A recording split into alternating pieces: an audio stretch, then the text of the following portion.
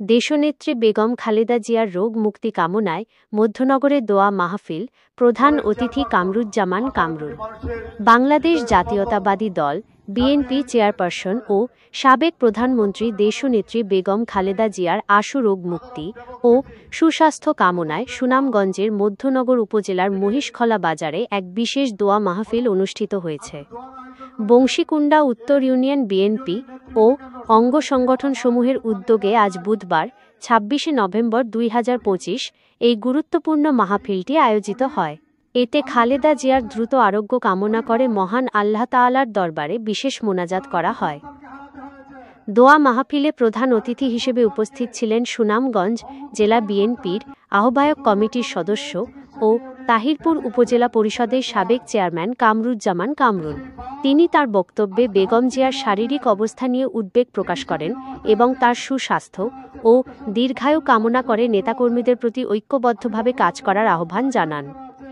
বংশীকুণ্ডা উত্তর ইউনিয়ন বিএনপির সভাপতি মোক্তার হোসেনের সভাপতিত্বে মাহফিলটি পরিচালিত হয়। অনুষ্ঠানটি সঞ্চালনা করেন একই কমিটির সাধারণ সম্পাদক আব্দুস সালাম।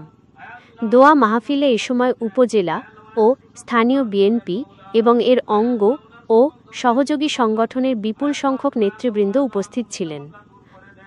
বক্তারা দেশনেত্রী বেগম খালেদা জিয়ার মুক্তি ও সুচিকিৎসার দাবি জানান এবং তার দ্রুত সুস্থতা কামনা করে সকলের কাছে দোয়া প্রার্থনা করেন।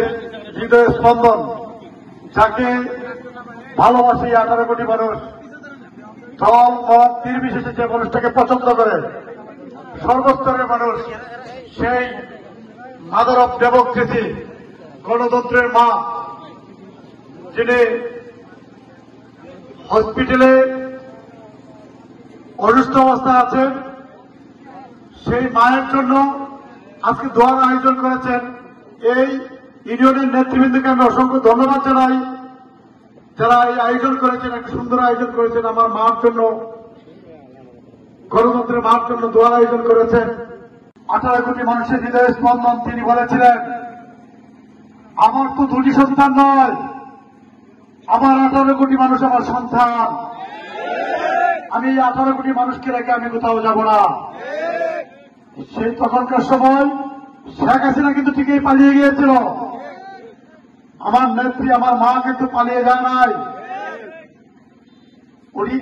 উনি মানুষকে ভালোবাসেন, উনি ভালোবাসেন দেশটাকে, এই দেশের মানুষকে ভালোবাসেন বিদায় জীবন বাজি রেখে উনি থেকেছেন। উনি ভালোবাসেন মানুষকে বিদায়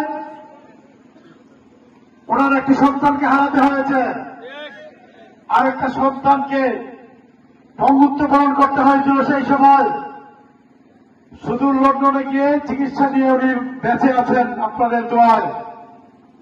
সেই মা আজকে হসপিটালে আছেন, চিকিৎসাধীন অবস্থায় আছেন। তাই আমি অনুরোধ করব, এখানে আমার সামনে অনেক কোমলমতি বাচ্চারা আছে, মাদ্রাসার ছাত্ররা আছে। আমি ধন্যবাদ জানাবো আজকের আয়োজন যারা আছেন, এত সুন্দর একটা আয়োজন করেছেন। আমার সামনে কোমলমতি বাচ্চারা এখানে উপস্থিত হয়েছে, নিষ্পাপ বাচ্চারা আমাদের সামনে আছে। তারা যদি আমার মায়ের জন্য দোয়া করে, এরা ফিরেস্তার মতো মানুষ, এদের তো আল্লাহর আরশ দিকে পৌঁছাবে আমার বিশ্বাস। তাই এখানে আপনারা যারা আছেন সকলে মিলে আমাদের গণতন্ত্রের মা, সেই মার জন্য সকলে মিলে দোয়া করবেন। দেশনেত্রী বেগম খালেদা জিয়া অসুস্থ মৌলা, উনি হসপিটালে আছেন মৌলা। আয় আল্লাহ ওনাকে পূর্ণ সুস্থতা দান করে দেন।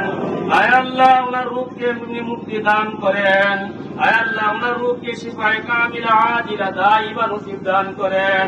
আয় আল্লাহ ওনার পূর্ণ সুস্থতা দান করে দেন। আয় আল্লাহ আমারও যেন এই দেশের খেদমত করতে পারি সেই তৌফিক দান করেন। আয় আল্লাহ ওনার হায়াতের মধ্যে আপনি বরকত দান করেন। আয় আল্লাহ ওনার আতঙ্কিত যখন বলা মুসিবত থেকে হেফাজত করেন।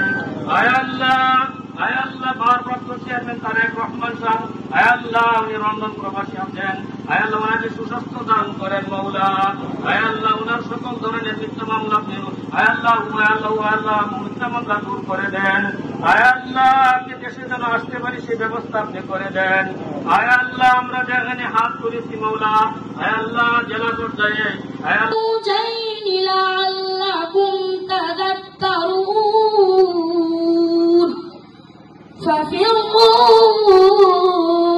إلى الله إني لكم منه نذير مبين ولا تجعلوا مع الله إلها آخر إني لكم منه نذير مبين صدق الله